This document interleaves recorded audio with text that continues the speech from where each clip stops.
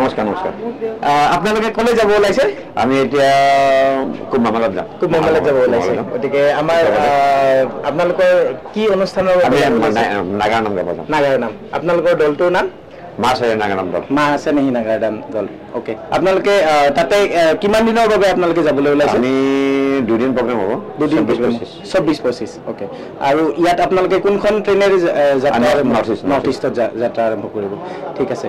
আপোনালোকৰ দলটোত কিমানজন সদস্য যাব ওলাইছে? আমি 14জন যাব ওলাইছে। ঠিক আছে, আমি সুখী হৈছোঁ আপোনালোকে অসমৰ আগশাৰী নাগাৰা দল এটাই উত্তৰ প্ৰদেশৰ কুম্ভমেলাত আমাৰ এই নাগাৰা নামক প্ৰতিনিধিত্ব কৰিব। গতিকে আমি খুব আগ্ৰহী, আমি আশাবাদী আপোনালোকে কিমান আমাৰ এই সংস্কৃতিক কেনেকৈ আগবঢ়াই লৈ যায় তাকে চাবৰ বাবে আমি আগ্ৰহী। আপুনি কি ক'ব বাৰু? মই আমাৰ কথা হ'ল কি, আমাৰ যিটো নাগাৰ নাম, আমাৰ নামনি অসমৰ ঐতিহ্য বুলি ক'লে ঐতিহ্য ক'লে ভুল নহয়।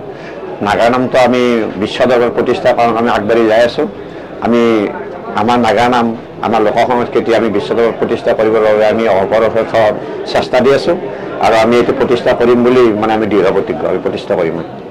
আমাৰ মুখ্য নাগাৰবাদক হৰে কৃষ্ণ গোস্বামী। আৰু আপুনি কি ক'ব বাৰু? আমাৰ বৰ ভালে লাগিছে এলাহাবাদত নাগাৰ নাম পৰিৱেশন কৰিবলৈ যাই। হয়, আমি নিজকে ধন্য মানিছোঁ, আৰু এইটো নাগাৰ নামটো আমি সঠিক ৰূপত ৰূপায়ণ কৰিবলৈ চেষ্টা কৰিছোঁ। আৰু বাকী সদস্যসকলক আমাৰ একেবাৰে সভাপতি দলৰ মুখ্য মানুহ এখেতে তাৰ বজায়, এইটো মনেশ্বৰ দাস, এখেত নৰেশ্বৰ কলিতা, আৰু আমাৰ বেছিকৈ হাতা মানুহজন আছিল আমাৰ অতুল পুৰা জড়িত আমাৰ লগত, অতুল জড়িত হৈ আছে। গজেন বৈশ্য, তাৰপিছত তপন দত্ত আছে। আমাৰ ছেকেণ্ড নাগাৰবাদক হেমেন ডেকা।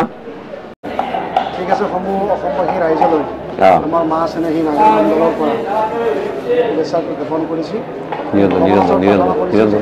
আমি তাৰ পৰা ভালে ভালে ঘূৰি আহিব পাৰোঁ।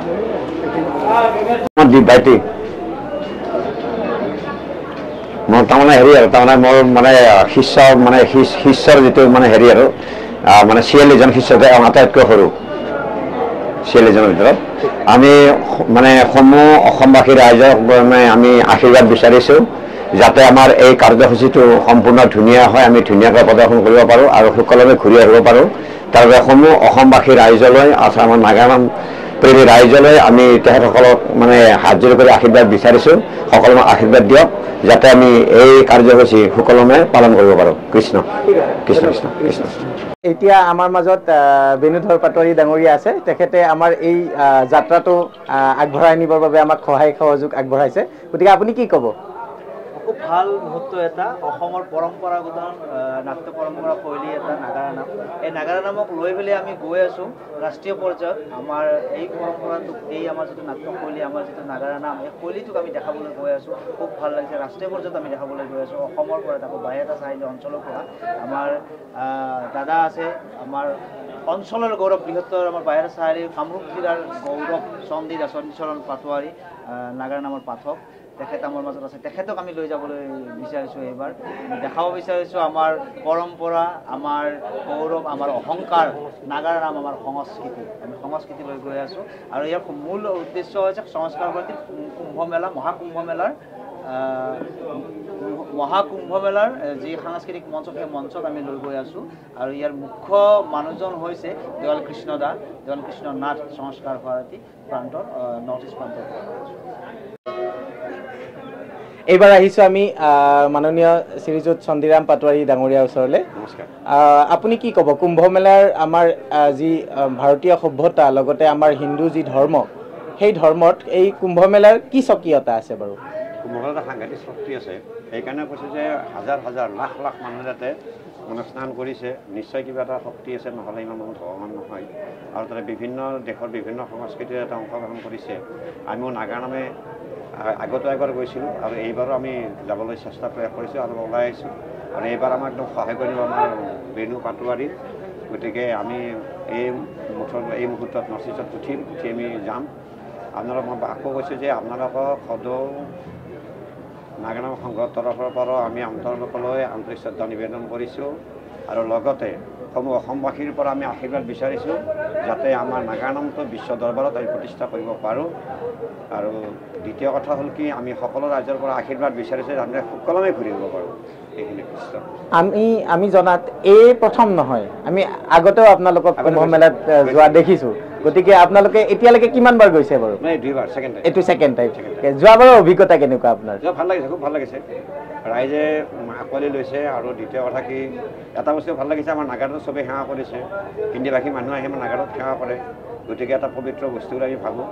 গতিকে খুব ভাল লাগিছিল আৰু ৰাইজে বহুত নাম চাইছে যোৱা বছৰ।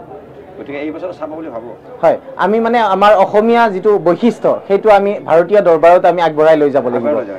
আমাৰ মাজত আছে নিৰঞ্জন দা। তো নিৰঞ্জন দাই আমাক দুআষাৰ কথা ক'ব। গতিকে তেখেতক আমি মাইক্ৰফোনটো আগবঢ়াই দিছোঁ। নমস্কাৰ। আমাৰ মাজত বেণুধৰ পাটোৱাৰী আছে, আমাৰ নাগাৰাম দলৰ সন্মানীয় পাঠক চন্দ্ৰীৰাম পাটোৱাৰী তেখেত আছে। আৰু আপোনালোকে গমেই পাইছে আজি আমাৰ খুব আনন্দৰ দিন। আমি অসমৰ পৰা আমাৰ লোক সংস্কৃতিৰ যি নাগাৰ নাম, নামনি অসমৰ যি আমাৰ গৌৰৱ নাগাৰ নাম আমি মহাকুম্ভ মেলাত প্ৰদৰ্শন কৰাৰ কাৰণে গৈ আছোঁ। এইটো খুব আনন্দৰ বিষয়। গতিকে সকলো ৰাইজৰ পৰা আমাৰ অসমৰ সমূহ ধৰ্ম নিৰপেক্ষ সমূহ জাতি সমূহ মানুহৰ পৰাই আমি আশীৰ্বাদ বিচাৰিছোঁ যাতে আমাৰ অসমৰ এই সংস্কৃতিক বিশ্ব দৰবাৰ প্ৰতিষ্ঠা কৰাৰ কাৰণে এই এটা প্ৰয়াস আগবাঢ়ি গৈ আছোঁ। আমি মহাকুম্ভ মেলালৈ অহাকালি পাম আৰু অহাকালি নিশ্চয় আপোনালোকে দেখা পাব আমি কুম্ভ মেলাৰ সাংস্কৃতিক মঞ্চত আমি নাগাৰ নামক আমি বিশ্ব দৰবাৰ প্ৰতিষ্ঠা কৰাৰ কাৰণে ৰজন জনাই আমি সকলোকে জনাই দিব বিচাৰোঁ যে অসমৰ সংস্কৃতিৰ এখন ভঁৰাল বিশাল পথাৰখন আমি মেলি দিব বিচাৰিছোঁ যাতে এই সংস্কৃতিৰ দ্বাৰাই আমাৰ সভ্যতা সংস্কৃতি সকলো জীয়াই থাকে।